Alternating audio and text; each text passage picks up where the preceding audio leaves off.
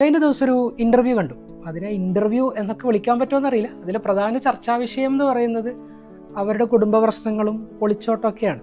അപ്പോൾ അങ്ങനെ ഒരു കോണ്ടന്റ് നമ്മൾ ഇട്ട് കഴിഞ്ഞാൽ അതിന് നല്ല വ്യൂവർഷിപ്പും കൂടിയായിരിക്കും. പണ്ടെങ്ങാണ്ട് ആരോ പറഞ്ഞൊരു വാചകമുണ്ട്, നമ്മളെ കൂട്ടത്തിൽ 4 വിഡ്ഢികളുണ്ടെങ്കിൽ അതിൽ 5ാമത്തെ വിഡ്ഢി നമ്മളായിരിക്കും എന്നുള്ളത്. അതിനെ കുറേ കൂടി ചുരുക്കി പറഞ്ഞു കഴിഞ്ഞാൽ നമ്മൾ ഇടപഴകുന്ന മനുഷ്യരുടെ ആകത്തുക ആവറേജ് ആയിരിക്കും നമ്മൾ എന്നുള്ളതാണ്. പക്ഷേ ഇന്നത്തെ പുതിയൊരു ഡിജിറ്റൽ യുഗത്തിൽ എനിക്ക് തോന്നുന്നു അതിനിങ്ങനെ കൂടി തിരുത്തി പറയണം എന്ന് തോന്നുന്നു.